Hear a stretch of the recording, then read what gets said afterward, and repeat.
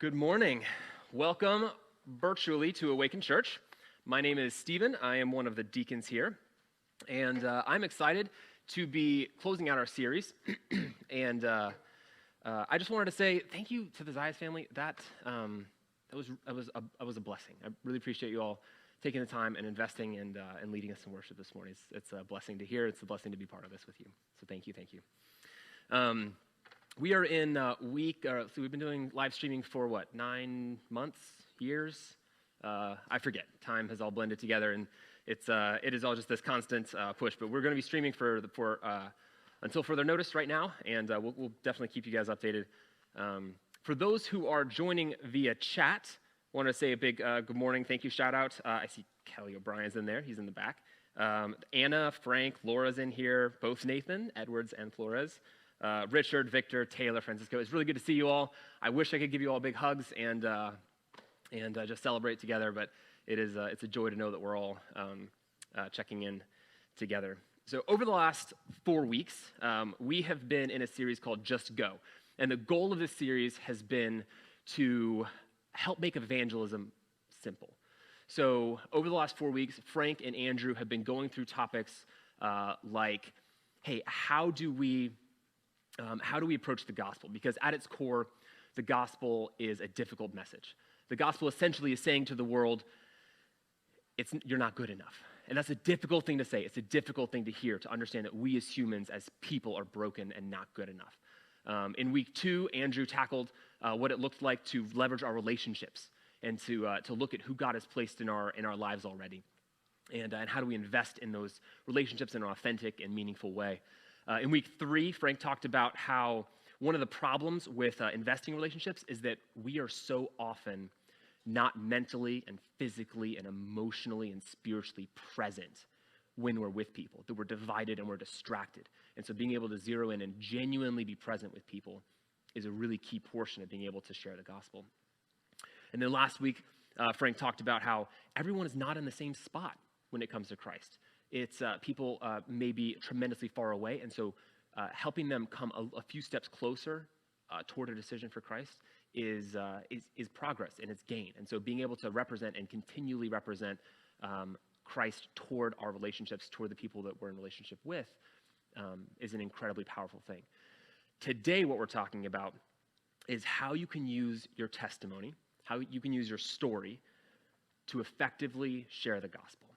And I know folks that have grown up in the church, and testimony is a common word, but we're going to talk about what it is, why we do it, how to do it more effectively, and I'm going to give you some practical tools on being able to share your testimony well. The problem, though, is that a lot of Christians have a really hard time with testimony. It's difficult to succinctly communicate stuff in a very simple, compact, meaningful, and also genuine way. And so we feel stuck. We feel stuck like we can't actually communicate what's been done, or we feel like we can't actually talk about what God's done for us. And so that creates kind of a stalemate for a lot of folks. What makes this worse is that if you've grown up in the church, you've likely heard a lot of really powerful, significant testimonies and of people being saved from addiction or coming to Christ through prison or coming from gangs or like really difficult situations. And if you got saved at 6, it's got you thinking like, man, I should have joined a gang when I was 4. That way, when I actually made a commitment when I was 6, it would have been a real testimony, but I don't have a testimony because I just grew up in it. This is the environment that I grew up in. And it makes a lot of people feel like they don't have a testimony, which is not true.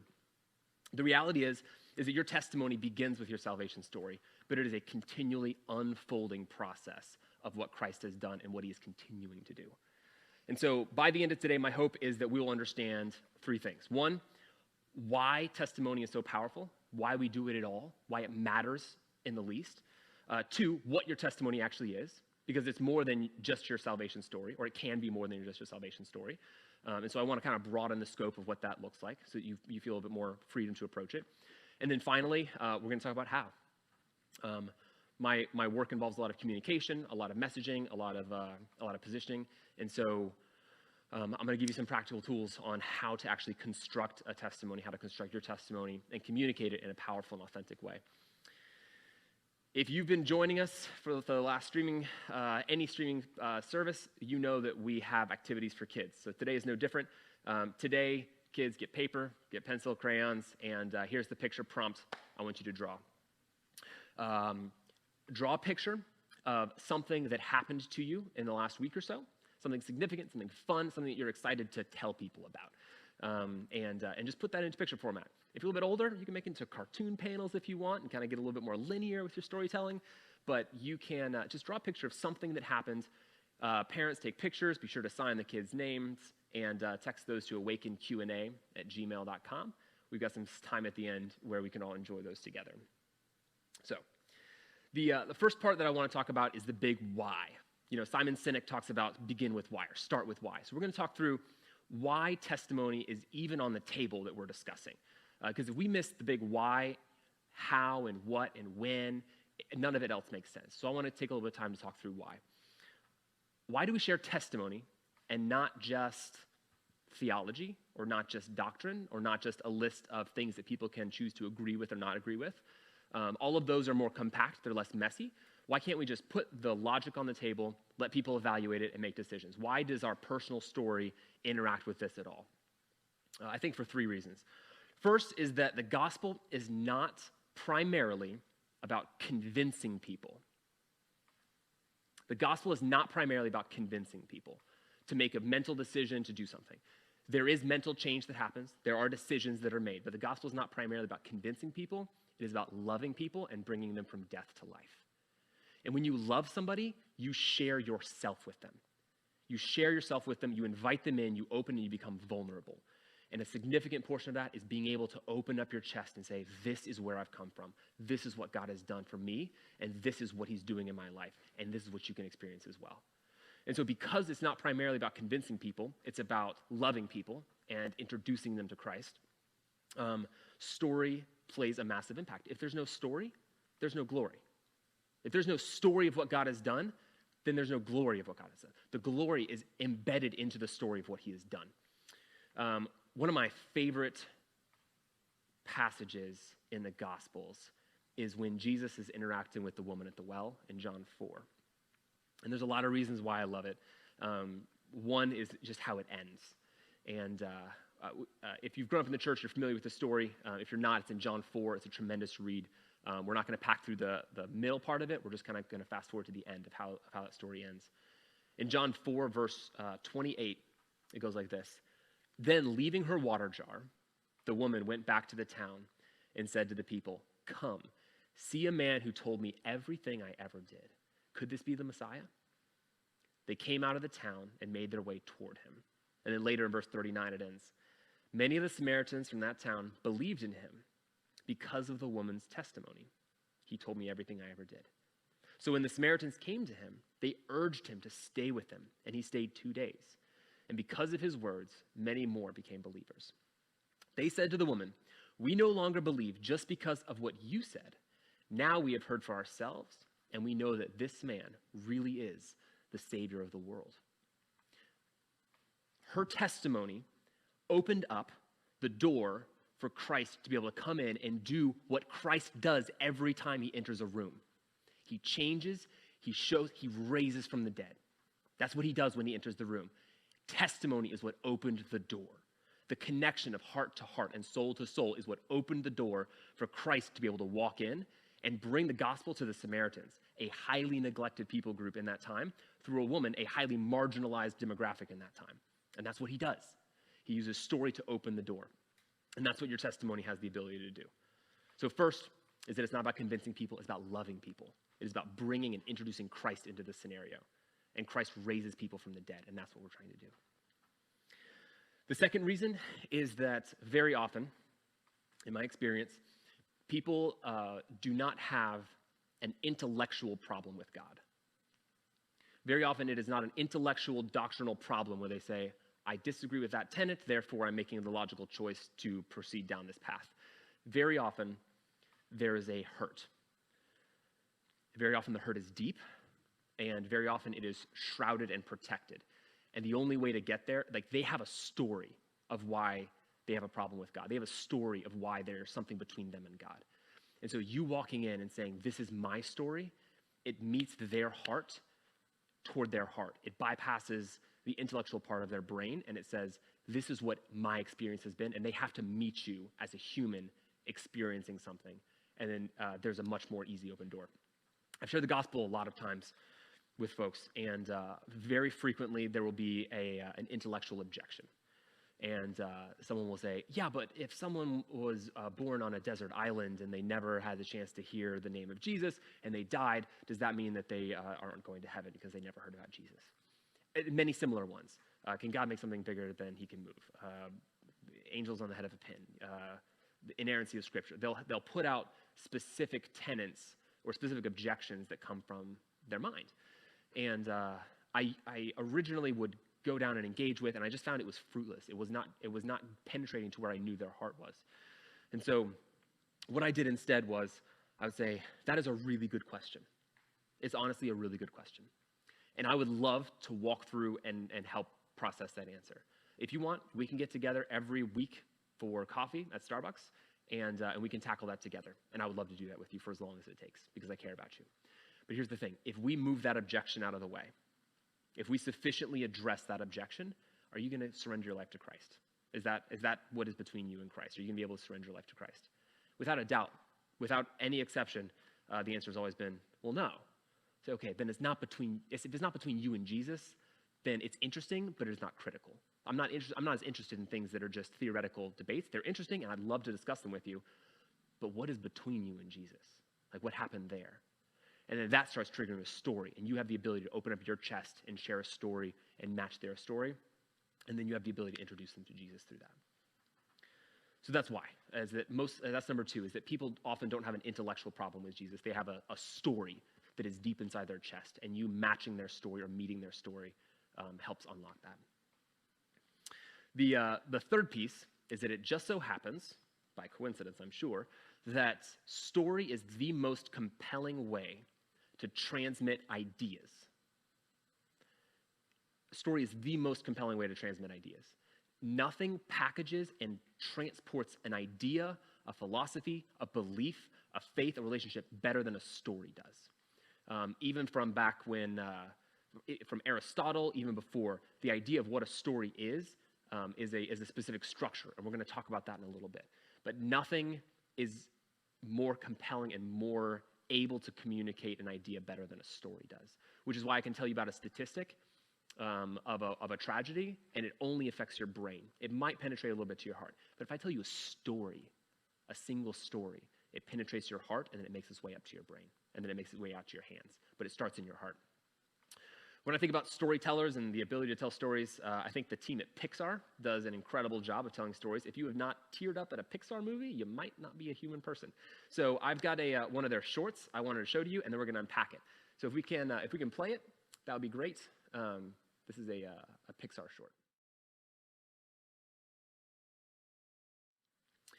You just watched a philosophical argument for a specific kind of worldview. You just watched a communication of ideas and values and philosophy comprised in a couple of animated lamps. Here are the truths, or some of the truths that were packed into that very brief video. One, when we grow up, we often lose our childlike sense of wonder, and that's a shame. Two, children often remind us what the kind of people that we ought to be, which is playful, we have to be adventurous, we have to be full of wonder, and we have to be resilient when we encounter a problem. Three, when you encounter a problem, don't stay down too long. Go find another ball and try to jump on top of that one next. And there's many more. There's a lot of stuff that you could unpack from that. But it was just a couple of lamps kicking a ball around, right? The story was communicating specific ideas and philosophies. And that is incredible, that we can pack ideas and that we can pack these ideas into a story, and then it communicates directly to it. If you were to just put out a list and say, hey, do you agree that as adults we often lose our childlike sense of wonder? Yes. Do you agree that children often remind us that we should be more resilient? Well, yeah. Do you agree that when you encounter a problem that you shouldn't stay down too long, that you should resiliently jump back up and get another one? Well, yeah. But has that touched you? Has that motivated or inspired you? If I gave you a checklist and you say, yes, I agree, yes, I agree, yes, I agree, mission completion, right? But what this does is it actually stirs us toward remembering and having an identity toward those ideas. It's like this time release capsule that you can pack these ideology in and then drop it into the human heart, and then it releases inside, rather than it just going through the brain, getting filtered, cataloged, and then dismissed. So story is an incredible piece because it gets to the heart. So I want to talk about what a testimony is and help broaden a little bit of the spectrum of what a testimony is for you. First, the story that you're telling when it comes to your testimony of what Christ has done, your story is not actually your story. Or rather, your story is not actually about you. You are not the subject of your story. There's an arc and a structure to what a story actually is. It's very old. It goes back to Aristotle, and even before, he articulated what a story structure is, which means that every movie you can think of essentially has the same structure, and it is either conforming to or intentionally breaking that structure. And it has an emotional response from people because we understand intuitively what a story is. There are many, many, many points of what could comprise a story. I'm going to distill it down to just 4. And we're going to talk about 4 common key points in every story so that we can better understand the gospel, our testimony, and then how to continually share our testimony with others. Those 4 pieces are the hero. Every story has a main character. Every story has a hero that it's focusing on. Every story has a problem. So there's something that's keeping the hero from getting what they want. There's always a guide. And the guide character is the most fascinating to me.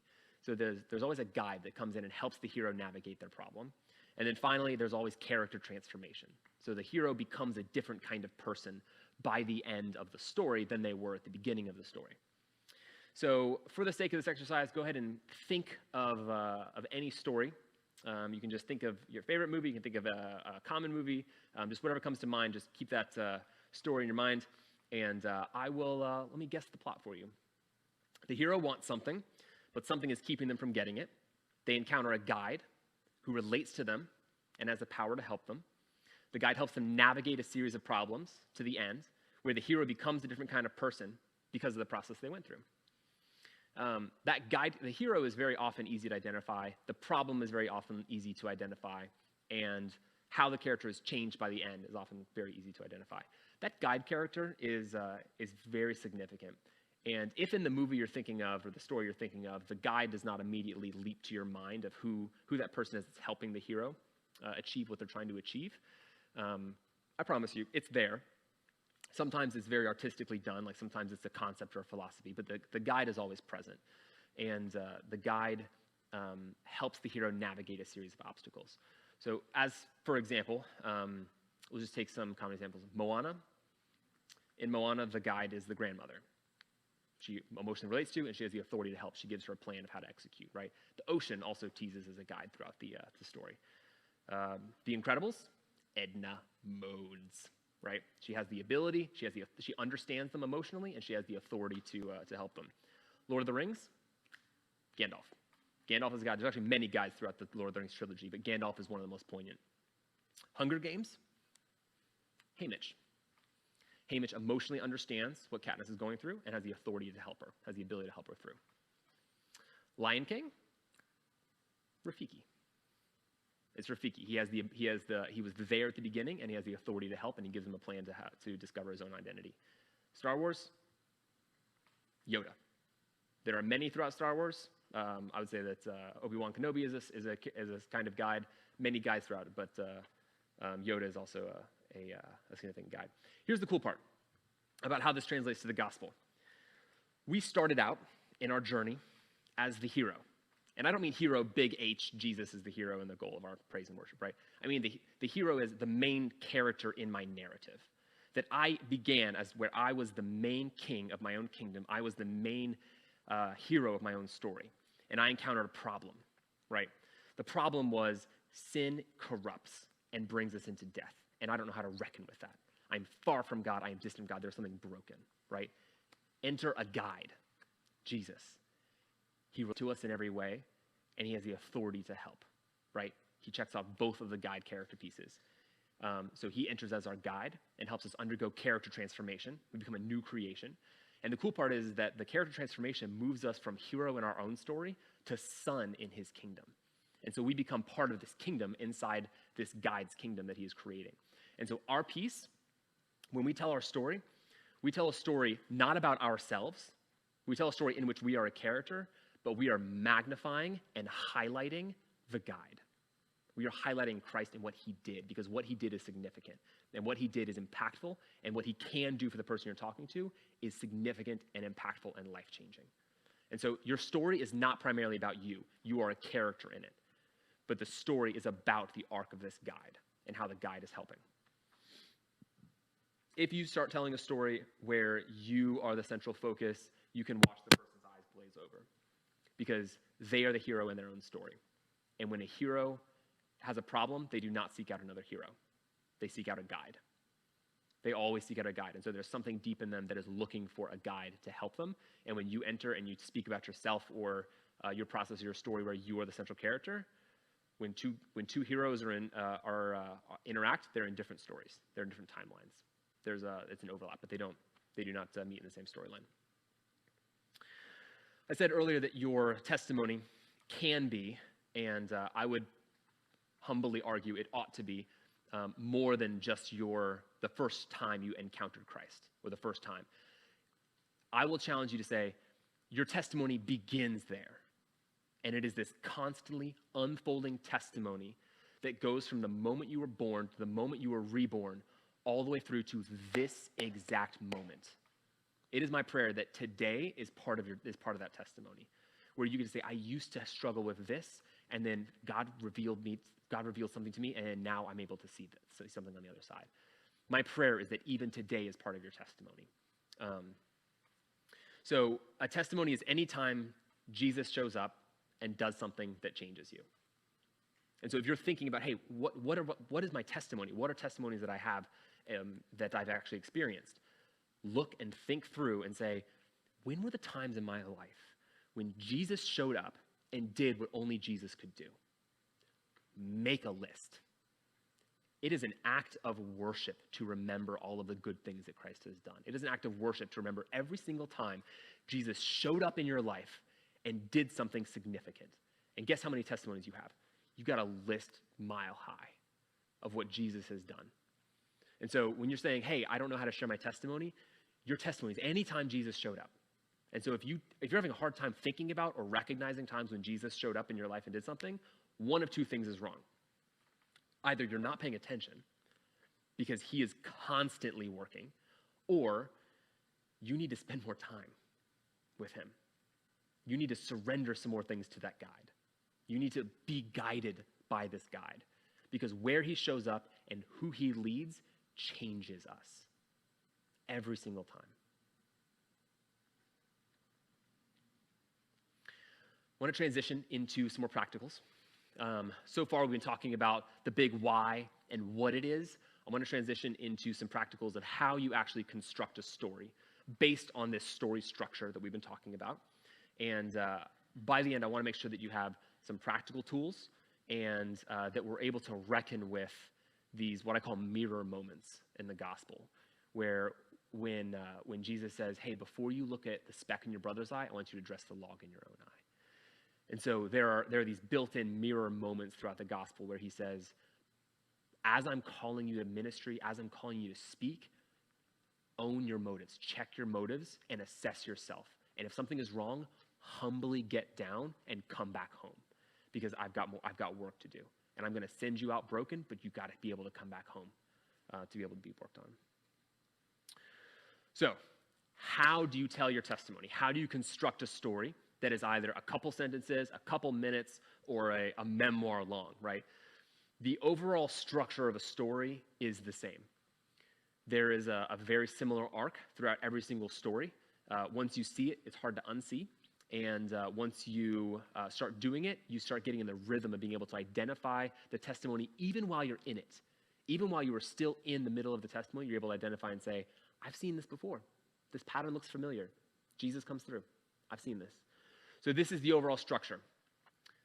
Problem, guide, transformation. These are these big pillars in a story, and you can see them in Finding Nemo. You've got a problem, you've got a guide, Dory, and you've got transformation. He becomes less critical of his son, and he's able to trust more. You see a problem in every single story. I don't know if I can make it through the Hunger Games. I meet Haymitch, I become a different kind of person. I actually become a kind of guide, right? So those are the three big structures of what make up a story. It has to start with a problem, it has to move to a guide, and it has to involve some type of character transformation. Which means your testimony always starts with a problem. Because every story starts with a problem. If there is no problem, there is no story. Imagine me telling you, recapping the plot line to Taken, where Liam Neeson, his daughter is taken in Europe. He flies across the ocean. He lands. Turns out it was a big misunderstanding. She got lost at the mall. Her friend thought she got taken.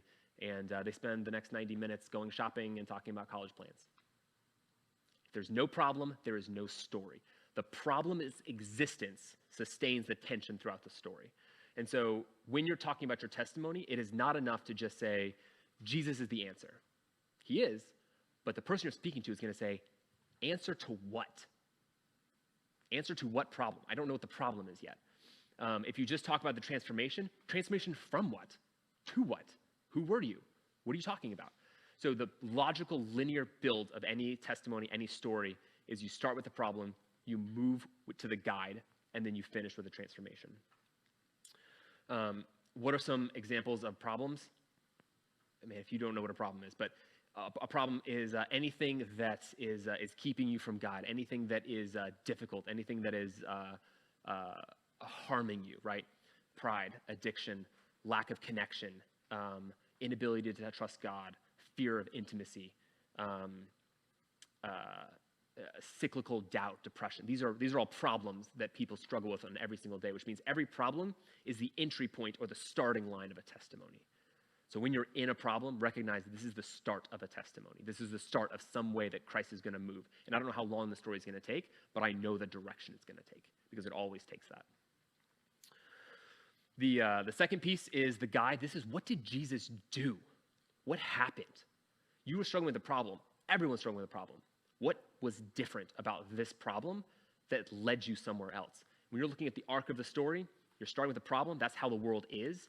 You arc toward the guide, and then you end on how you were transformed in the end.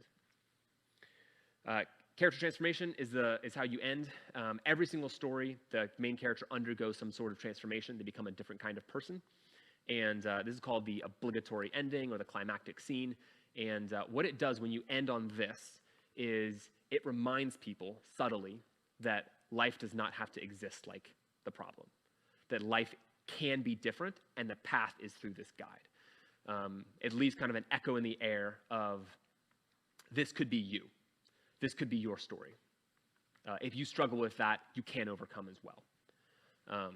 And a lot of this may seem logical, like of course you would start at the beginning, move to the middle, and go to the end. But you'll be surprised how frequent it is to try to construct a story and you forget, oh yeah, I spent this much time talking about the problem, this little time talking about the guide, and I didn't even mention the transformation. And so being able to understand those three pillars can help you construct a balanced and compelling narrative for people. And again, if you are unsure, if you get to the problem and you're like, hey, look, I did have this problem. This is something I definitely struggle with. Jesus came in. He's the guide. And you kind of pause at the character transformation. You say, have I transformed? Have I become a different kind of person? Have I actually become a new creation? Is there something that has actually changed in me? That's a pause mirror moment where you need to humbly pause and say, let me go back to the guide, because maybe this part of the story isn't complete yet. Maybe he's still working on this. Maybe this is less of a testimony and a direction of where he wants to continue to sanctify me. And so if you encounter that pause moment in the third step, consider spending intimate time with your guide, with Jesus, because he is trying to guide you into character transformation. He's trying to guide you into becoming a different kind of person. And so that's my encouragement to you. Yes, there are practicals how you construct this, but your testimony must be true. It cannot be fabricated. It cannot be a fable. It can't be aspirational. It has to be true. That's what makes it a testimony. You don't go into court and give your testimony about what you hope happened or what you plan for something to happen. A testimony is what has happened. You testify to something that has actually happened. And so look for that third step, and if it's not there, go back to step 2 and keep camping, because he's doing something wonderful there. A testimony is talking about the wonderful thing that he has done. So if there's a pause, go to step 2 and keep camping there. In a few minutes, we're going to take a look at some kids' pictures. So if you, kids, if you are still working on them, go ahead and wrap them up. Parents, picture, sign, Awaken Q&A. We're going to get them queued up and take a look at them. I'm kind of excited. I like looking at the kids' stuff. But first, I would love to share a recent testimony with you guys. We've been talking about testimony as a structure, and so I kind of want to just show you what it looks like an example. Pay attention to problem, guide, and transformation. Our house, where my wife and 2 boys live, is infested with mold.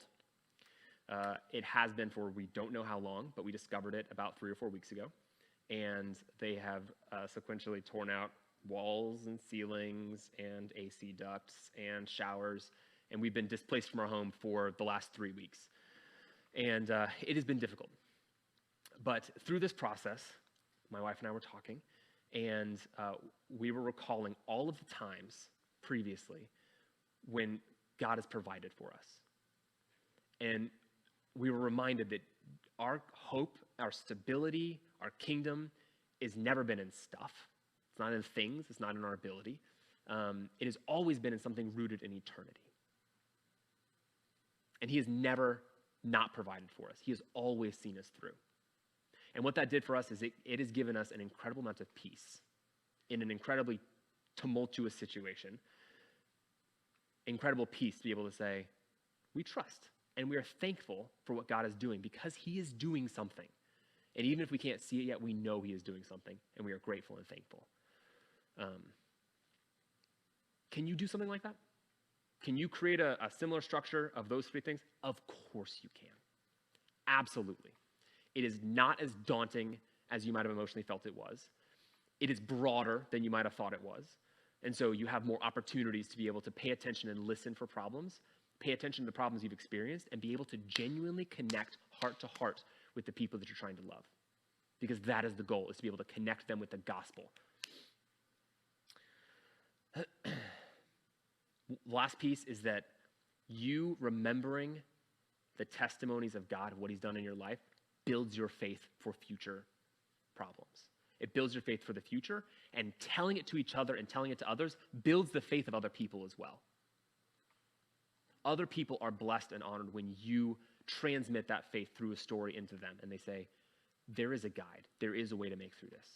And so that's what I'm really excited about. We're going to take a look at some of the kids' pictures, and then I've got some final thoughts before we wrap, and we'll do a final wrap up for today. Do we have the pictures up? All right. Ooh, Helena. Let's see. Eat cake, yum. Trip, happy birthday, Helena. Happy birthday. So it was a birthday party. That's amazing. So you got to eat cake, which is delicious, and Helena is really grateful that she got to eat cake at Trip's birthday party. That is a great story. I wish every story ended in eating cake. That would make every story amazing. I built a bird feeder, Trip Paul. Dude, that's awesome. So the problem was the birds didn't have enough things to eat, or you didn't get to see them enough. And so you consulted your parents, who are your guides, built a bird feeder, and now you get to see birds every day. That's amazing. We do have a bird feeder at our house. Well, it's still at our house, I assume. And but the squirrels continually eat the bird feed out of our bird feeder. And so I've trained my 2-year-old to call them dirty, rotten squirrels. And so he refuses to call squirrels squirrels. He says, no, Daddy, dirty, rotten squirrels. And I said, good job, bud. Christopher, lake house. Yes, Christopher got to visit us at the lake house that we were staying, and he has been having a blast. And yes, they got to visit us. And yeah, if you're going to be displaced, getting displaced to a lake house is not a bad place to get stuck.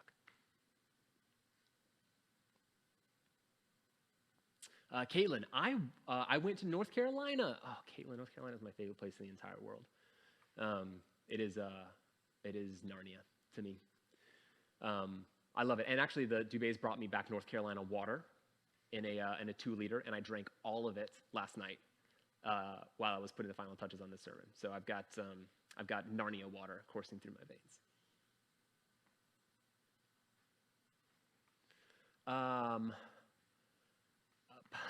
Poppy gave me my Little Bright. Susie, what's the Little Bright? Does anybody know? Oh, what's the Light Bright? Is it like a nightlight? Oh, you put the little, oh, I've seen those things. I didn't know what they were called. That's awesome. I've just been educated. My kids are still a bit too young for those, and so I'm sure we will get there. Eat cake? Yeah. Did we loop? Or are there more? Sam and Charlie, Chaotic Fun. Those are my boys. They are chaotic fun. They are 1 and 2, almost 2 and 3. And that is actually an accurate depiction of their foot traffic in our house. That's actually an exact line of how they walk. Noah playing in mud. Good job, Noah. I am sure you had a blast playing in mud. I've not played in mud in a long time. I should probably do that. So thank you for reminding me about the childlike wonder that I should be appreciating. Corbin experienced something, and it was significant. There's a tree. I'm going to assume that's a tree. And you guys can play outside. It looks like swords, maybe? I don't know. It looks incredible. I'm glad you had a fun time, Corbin. Hard man. All right. Karma Cream, Gainesville, Florida. Eating ice cream as a family. Oh, there's a lot of ice cream and cake in the last bit.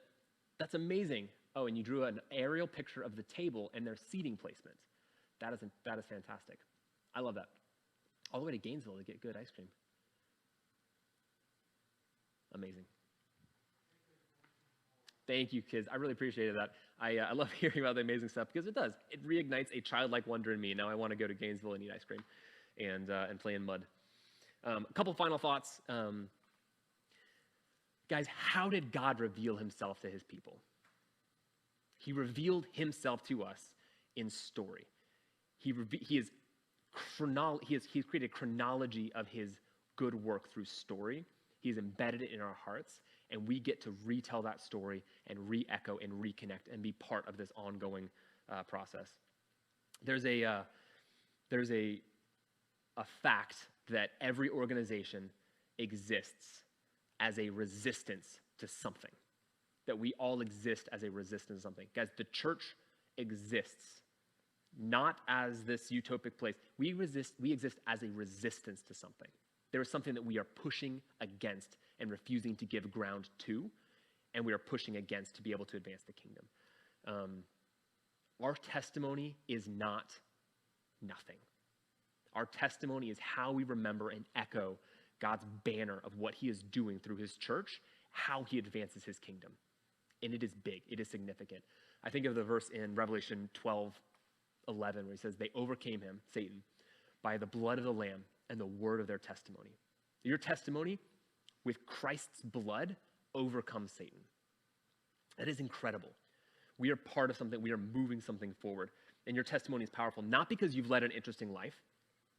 Many of us have not. Your testimony is significant because God is powerful and he changes everything he touches. And so pay attention to what he is touching and how he is changing it. And every single problem becomes this entry point for God's glory. But it is easy to pay attention to the problem and not realize that the problem is the cue for the guide, is the cue for the transformation.